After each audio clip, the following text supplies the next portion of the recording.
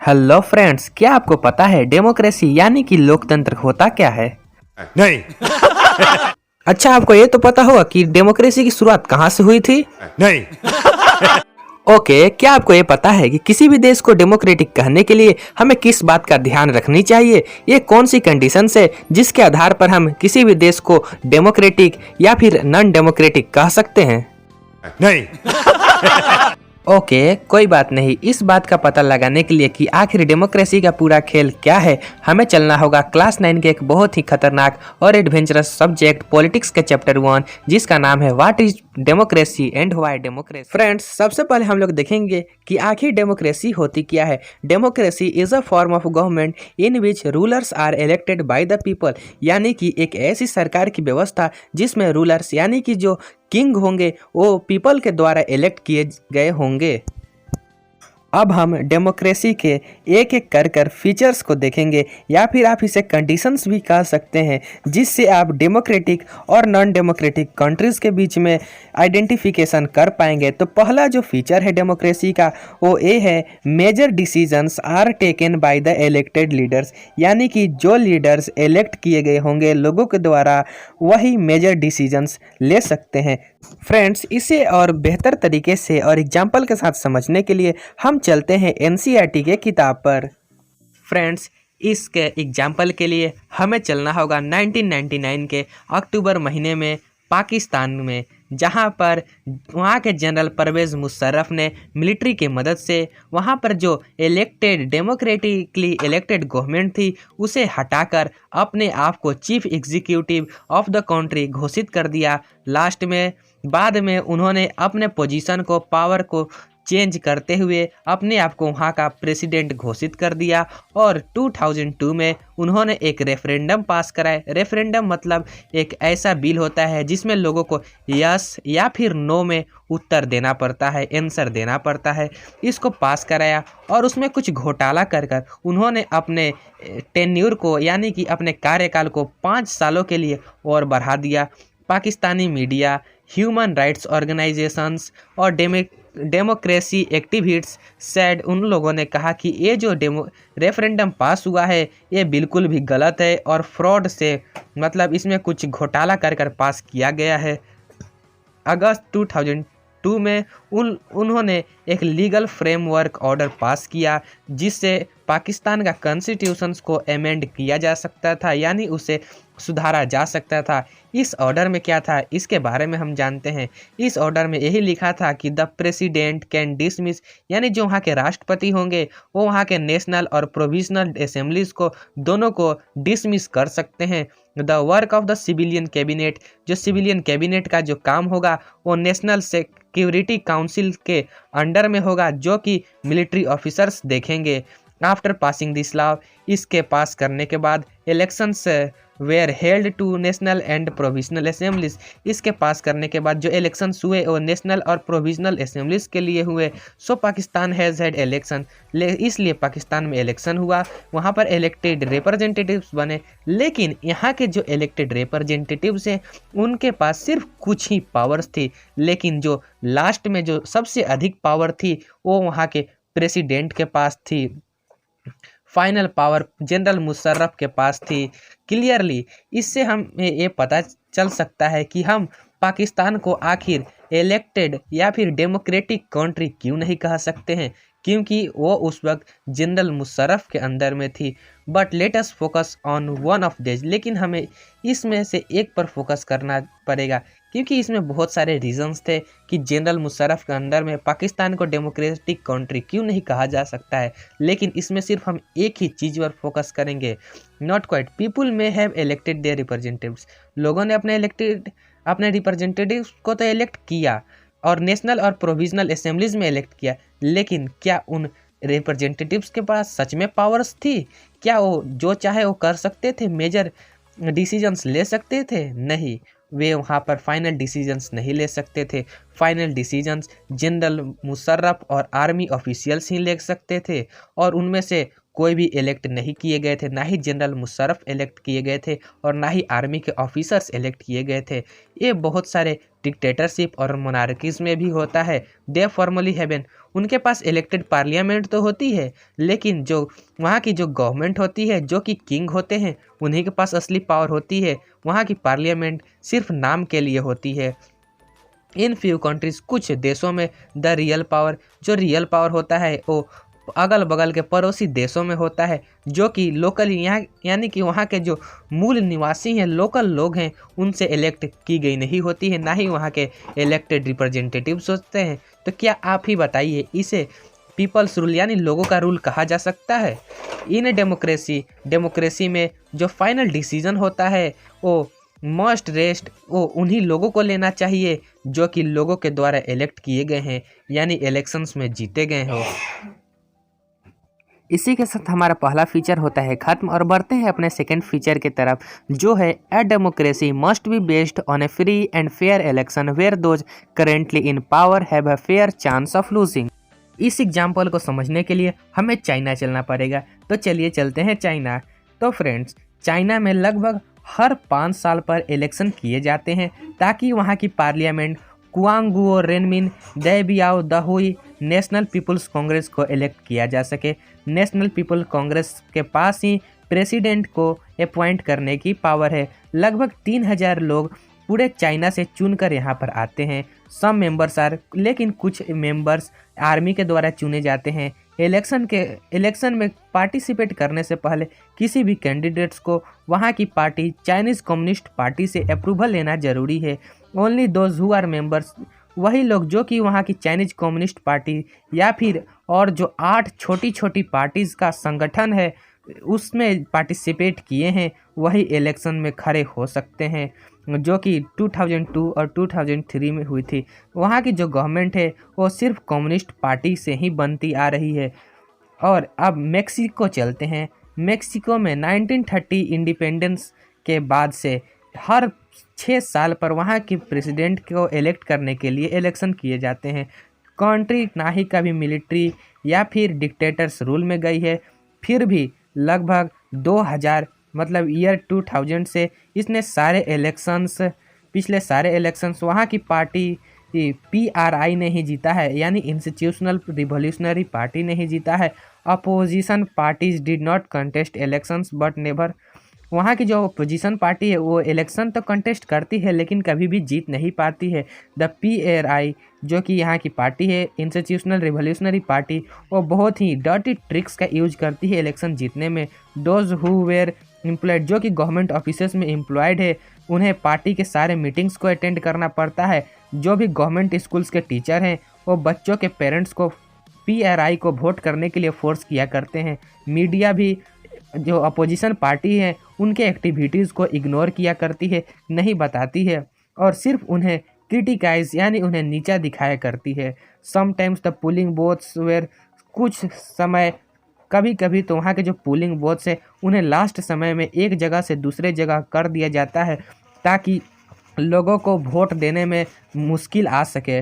The PRI spent a large money, जो वहाँ की PRI पार्टी है वो अपने इलेक्शन कैंपेन पर बहुत ही ज़्यादा पैसे खर्च किया करती है। शुड वी कंसिडर्ड, क्या अब हम ये कह सकते हैं, ऊपर के जो एग्जाम्पल देखें हम लोग तो उससे क्या कह सकते हैं कि चाइना और मेक्सिको भी डेमोक्रेटिक कंट्री है? क्यों नहीं कह सकते? वो चाइना और वहाँ की जो पार्टीज है वो क्यों नहीं है? In China the election do not offer the people any serious choice, क्योंकि इसलिए नहीं कह सकते हैं कि चाइना में जो इलेक्शन होते हैं वो लोगों को चॉइस नहीं देते हैं।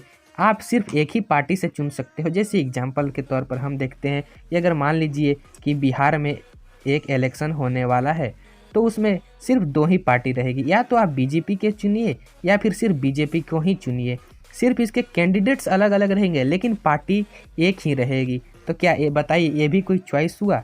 इसीलिए चाइना हमारा जो है, मतलब हमारा नहीं, ये चाइना है ये डेमोक्रेटिक कंट्री नहीं है।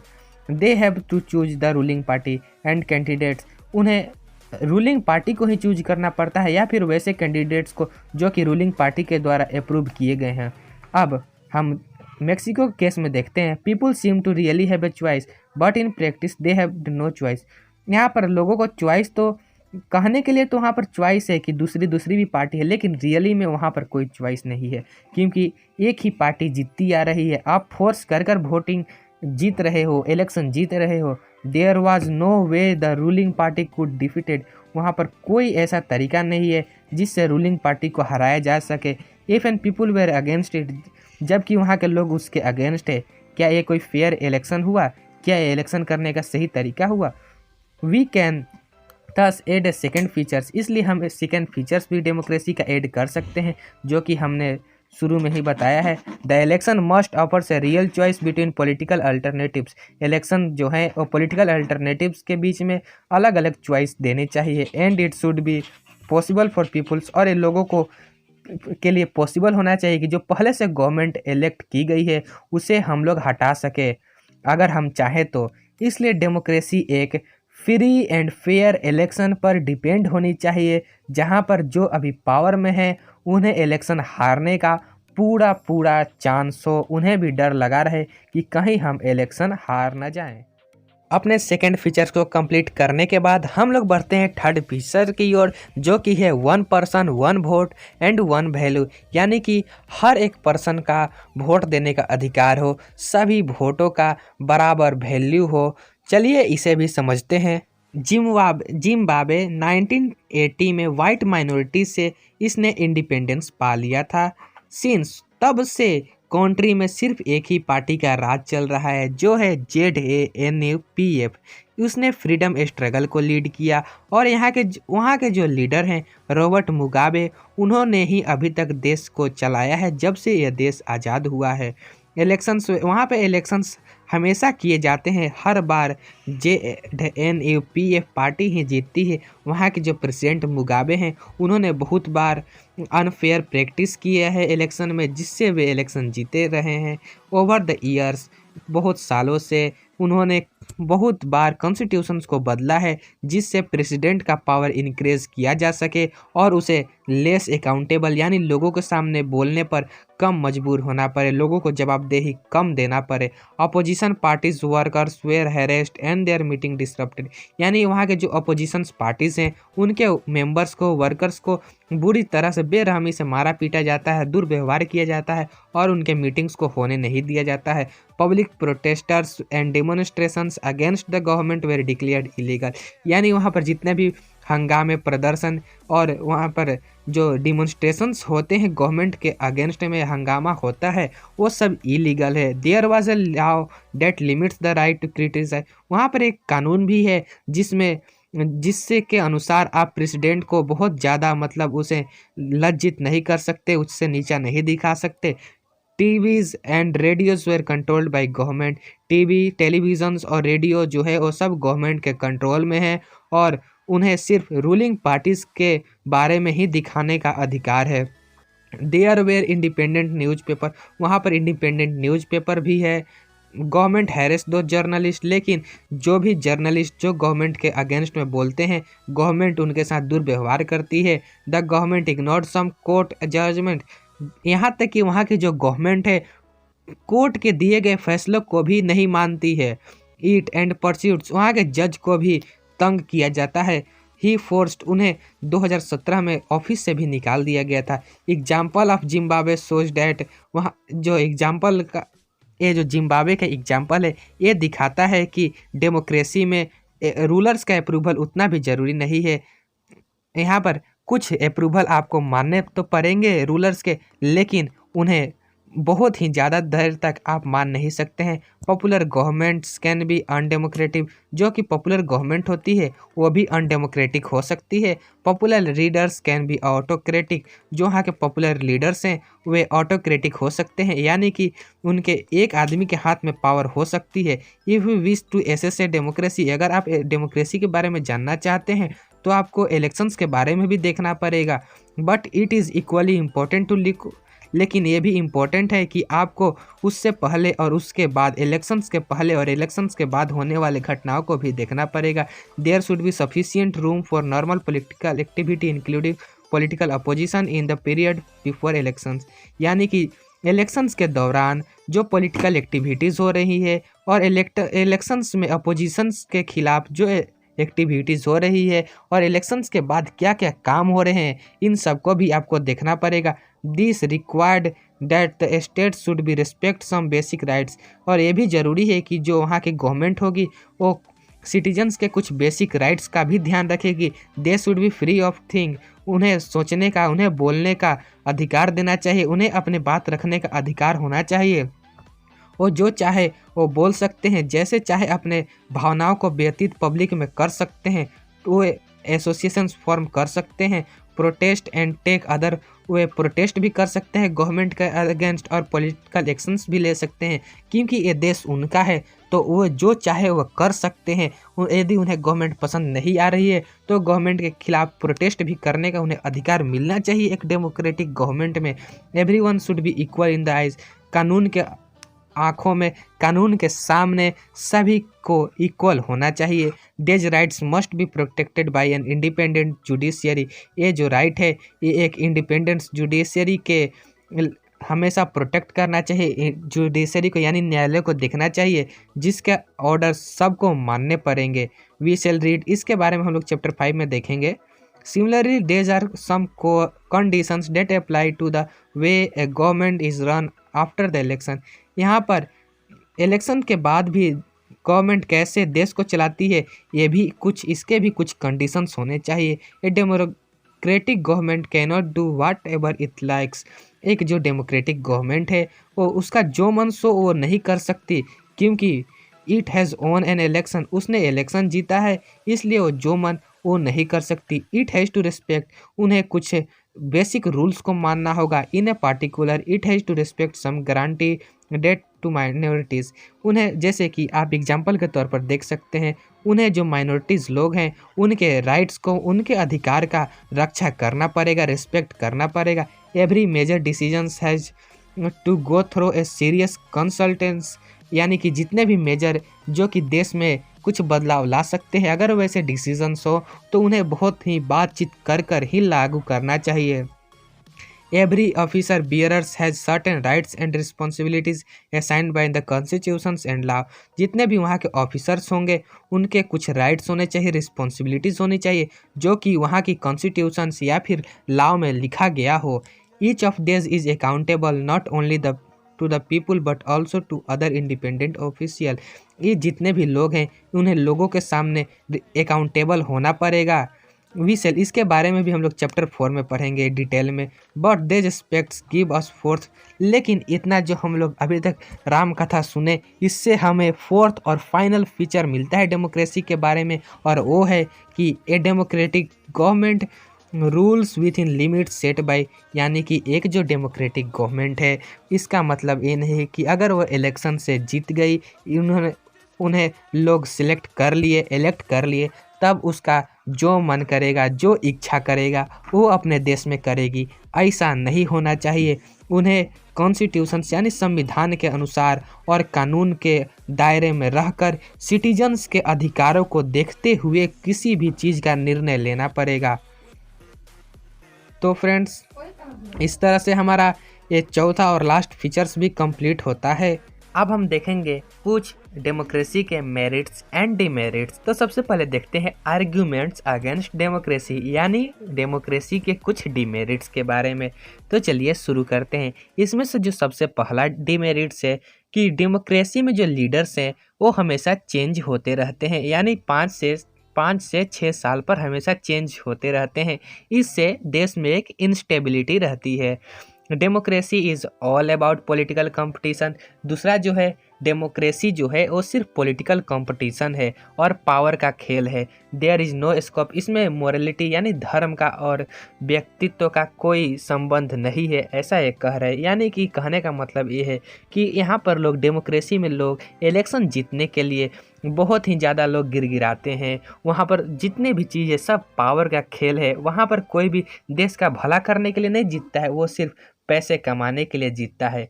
ये कुछ डिमेरिट्स हैं। So many peoples have to be consulted, democracy में बहुत सारे लोगों से किसी भी डिसीजन पर, किसी भी लॉ को बनाने के लिए बहुत सारे लोगों से कंसल्ट करना पड़ता है, जिसमें लॉ बनाने में काफ़ी समय लगते हैं। Elected leaders do not know the जो इलेक्टेड लीडर्स होते हैं वो लोगों का बेस्ट इंटरेस्ट नहीं जान पाते हैं। इससे कुछ कभी कभी लोग गलत डिसीजन भी ले लेते हैं। Democracy leads to corruption, democracy में करप्शन होता है क्योंकि यहाँ पर इलेक्ट्रल कंपटीशन है। यानी मान लीजिए एक मंत्री आया और वो मंत्री आपसे बोलता है कि भैया हम आपको रोजगार दे देंगे, आप हमें इलेक्शन में जिता दीजिए। तो क्या रोजगार वो ऐसे ही दे देगा? रोजगार देने के लिए कुछ योग्यता भी, क्वालिफिकेशन भी तो चाहिए ना। अगर वो क्वालिफिकेशन को मेंटेन नहीं करता है और ऐसे ही एम्प्लॉयमेंट दे देता है किसी पार्टिकुलर क्वालिफाइड जॉब के लिए, तो वहाँ पर करप्शन हुआ ना। वही यहाँ पर बोल रहा है कि डेमोक्रेसी में करप्शन होता है। Ordinary people do not know what is good for them, कुछ ऑर्डिनरी लोग होते हैं, सामान्य लोग होते हैं जो कि अपने भलाई के बारे में नहीं सोचते। They should not decide anything, वे लोग अपने लिए कुछ डिसाइड नहीं कर पाते। जैसे कि कोई आया इलेक्शन में खड़ा होने वाला कोई कैंडिडेट्स आया और आकर यहाँ पर भाषण दे दिया। अब जो वहाँ के भोले भाले लोग हैं वो उसके बहकावे में आ गए और अपने लिए सही निर्णय नहीं ले पाए और उसी को वोट दे दिए। तो इससे क्या हुआ कि समाज में एक गलत नेता चुना गया ना। यही होता है। क्या आप कुछ और आर्ग्यूमेंट्स डेमोक्रेसी के अगेंस्ट में सोच सकते हैं? विच ऑफ दिस, क्या ये आर्ग्यूमेंट्स जो है वो सिर्फ डेमोक्रेसी में ही अप्लाई होते हैं? विच ऑफ दिस कैन, इसमें से कौन से ऐसे आर्ग्यूमेंट्स हैं जो कि गवर्नमेंट के फॉर्म को मिसयूज कर सकते हैं?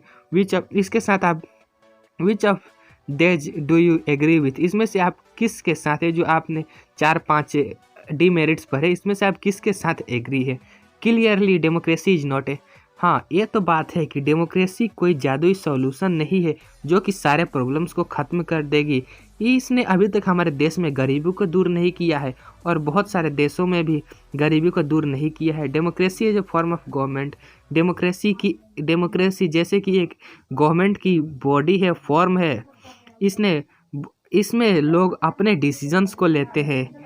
इट डज नॉट गारंटी, ये गारंटी नहीं देता है कि जो लोग डिसीजन लेंगे वो हर वक्त सही ही होगा और अच्छा ही होगा।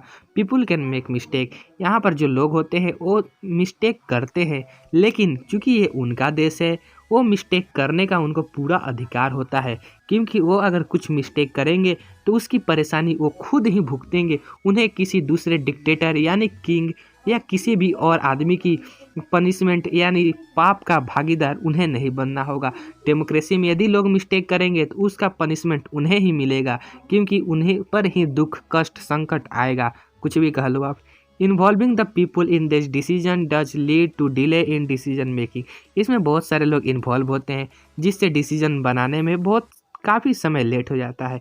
इट इज़ ऑल्सो ट्रू, ये भी सही है कि डेमोक्रेसी में कुछ बहुत ही जल्दी लीडरशिप यानी जो नेता लोग होते हैं वो चेंज होते रहते हैं। Sometimes this can set back big decisions, इसलिए कभी कभी जो पुराने जो पार्टी होती है वो बड़े बड़े डिसीजंस को बनाए हुई रहती है, इसे नए पार्टी आकर ख़त्म कर देती है। दिस आर्ग्यूमेंट सोच दैट, ये जो आर्ग्यूमेंट है ये हमें दिखाता है काइंड वी सी में इसमें से बहुत सारे जो गवर्नमेंट है, बहुत सारे डेमोक्रेटिक गवर्नमेंट में भी कुछ भी अधिक चीज़ सही नहीं है। हर सिक्के के दो पहलू होते हैं। But that is not a question we face in real life, लेकिन ये कोई क्वेश्चन नहीं हुआ जो कि हम रियल लाइफ में फेस करते हैं।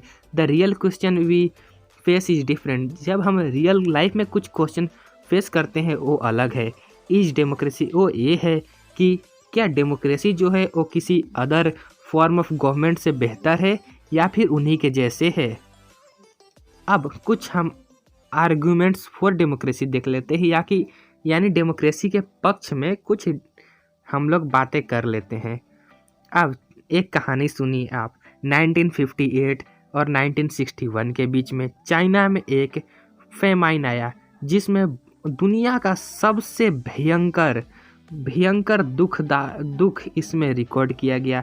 मतलब ये इतिहास का सबसे भयानक फेमाइन था। इसमें लगभग 3 करोड़ लोग मर गए। ड्यूरिंग दोज डेज, उस समय इंडिया की जो इकोनॉमिक कंडीशन थी वो चाइना से अच्छी नहीं थी। Yet India did not have a famine, इसलिए फिर भी इंडिया में कोई भी फेमाइन नहीं हुआ और चाइना में हुआ। इकोनॉमिक लोग सोचते हैं, क्या सोचते हैं? वे लोग सोचते हैं that the result was different government policies in two जो इकोनॉमिस्ट हैं वे ये सोचते हैं कि ये जो रिजल्ट हुआ दो देशों में, ये वहाँ की गवर्नमेंट की पॉलिसीज़ के वजह से हुआ। The existence of democracy in India made the Indian government respond to food scarcity in a way that Chinese government did not. आप देखिए, इंडिया में डेमोक्रेटिक गवर्नमेंट होती है, डेमोक्रेसी है, इससे नेता मंत्री प्रधानमंत्री जो भी होते हैं उन्हें ये डर बना रहता है कि अगर अभी भी लोगों का विश्वास हम पर से उठ गया तो अगले इलेक्शन में हम हार जाएंगे, और या फिर अभी भी लोग प्रोटेस्ट कर कर हमें हटा देंगे। इसलिए जो डेमोक्रेटिक गवर्नमेंट होती है और लोगों के खान पान का सब चीज़ का ध्यान रखती है, जो कि चाइनीज़ गवर्नमेंट नहीं करती, क्योंकि वे डेमोक्रेटिक नहीं होती, उन्हें कोई हटाने वाला होता नहीं है, इसलिए वह खास बातों का ध्यान रखती नहीं। They point out that no large scale famine has है, बट जब से डेमोक्रेटिक कोई भी इंडिपेंडेंट कंट्री जो कि डेमोक्रेटिक है उसमें अभी तक कोई भी बड़ा स्केल पर फेमाइन देखने को नहीं मिला है। If China too had multi party, अगर चाइना में भी बहुत सारे मल्टी पार्टीज़ होते तब वहाँ की जो गवर्नमेंट है वो अपोजिशन और क्रिटिसिजम्स के डर से वहाँ पर फेमाइन के लिए कुछ न कुछ करती, जिससे फेमाइन इतने भयानक नहीं होता और 3 करोड़ लोग चाइना के बच जाते। This example brings out one of the most reason. ये जो एग्जाम्पल्स है ये हमें दिखाता है, एक सबसे बड़ा रीज़न देता है कि क्यों जो डेमोक्रेटिक गवर्नमेंट है वो किसी और फॉर्म्स की गवर्नमेंट से बेहतर है। ए नॉन डेमोक्रेटिक गवर्नमेंट में एंड कैन रिस्पॉन्ड। जो नॉन डेमोक्रेटिक गवर्नमेंट होती है वे लोगों का बात का ध्यान रखे ना रखे ये उनके मर्जी पर रहता है, क्योंकि लोगों से उन्हें कुछ लेना देना है नहीं, लोग उन्हें इलेक्ट करेंगे नहीं, लोगों का वो खाते पीते हैं नहीं, इसलिए उनका मन वो लोगों का बात माने नहीं माने उनकी मर्जी पर डिपेंड करता है। लेकिन डेमोक्रेटिक गवर्नमेंट में ऐसा नहीं होता है, यहाँ पर लोग इलेक्ट किए जाते हैं, यदि वे लोगों का ध्यान नहीं रखेंगे तो अगले इलेक्शन वे हार जाएंगे। इससे हमें एक आर्ग्यूमेंट मिलता है, एक डेमोक्रेसी के लिए बहुत ही अच्छी बात मिलती है, वो ये है कि जो डेमोक्रेटिक गवर्नमेंट होती है वह पब्लिक के सामने मोर अकाउंटेबल होती है और इसलिए वह रिस्पॉन्सिबल होती है। उसे लोगों के सामने आप जवाबदेही ही करना पड़ता है। यदि कुछ भी देश में होता है तो लोगों को जवाब देना पड़ता है कि आखिर ये क्यों हुआ। और यहाँ पर एक और रीज़न है कि क्यों जो गवर्नमेंट है डेमोक्रेटिक गवर्नमेंट है वो और नॉन डेमोक्रेटिक गवर्नमेंट से अच्छी है। Democracy is based on consultation and decision. अब हम लोगों ने देखा था पहले डीमेरिट्स में कि जो डेमोक्रेसी होता है उसमें लोग बहुत सारे लोगों से कंसल्ट करना पड़ता है, लेकिन आप एक इससे पॉजिटिव थिंग भी तो सोच सकते हैं कि जो डेमोक्रेटिक कंट्री होते हैं इसमें बहुत सारे लोगों से कंसल्टेशन करना पड़ता है, तो इसमें जो क्वालिटी ऑफ डिसीजन है वो भी तो इम्प्रूव होता है। A democratic decision always involves many person. Democracy में जो डिसीजन होते हैं वो बहुत सारे लोगों से पूछताछ कर कर होते हैं। When A number of people, जब बहुत सारे लोग अपने अपने आर्ग्यूमेंट्स अपने अपने आइडियाज़ को इसमें डालते हैं तो किसी भी तरह का मिस्टेक बनने का कोई चांस ही नहीं उठता। दिस टेक टाइम, ये टाइम तो लेता है, लेकिन इसका एक बहुत ही बड़ा एडवांटेज होता है कि डिसीज़न का क्वालिटी बहुत ही ज़्यादा हाई हो जाता है और हमेशा अच्छे डिसीजंस लिए जाते हैं, कभी गलती का कोई चांस ही नहीं होता है। और इस तरह से डेमोक्रेसी हमें एक वे प्रोवाइड करता है, मेथड प्रोवाइड करता है जिससे हम डिफरेंसेस और कन्फ्लिक्ट से लड़ सकते हैं। अब वो कैसे लड़ सकते हैं आप देखिए। In any society people are bound to have. किसी भी सोसाइटी में अलग अलग कास्ट के लोग रहते हैं जो अलग अलग धर्म को मानते हैं, अलग अलग भाषाएं बोलते हैं, अलग अलग तरह के कपड़े पहनते हैं।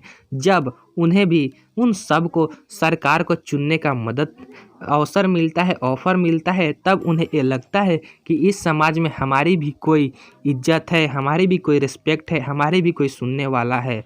इसलिए आप कह सकते हैं कि इसमें कॉन्फ्लिक्ट दंगे फसाद होने के बहुत ही चांसेस कम हो जाते हैं और इस तरह से डेमोक्रेसी जो है वो लोगों के गौरव को भी बढ़ाता है। उन लोगों को भी ऐसा लगता है कि इस समाज में हम भी कुछ हैं, हमारा भी कुछ अस्तित्व है।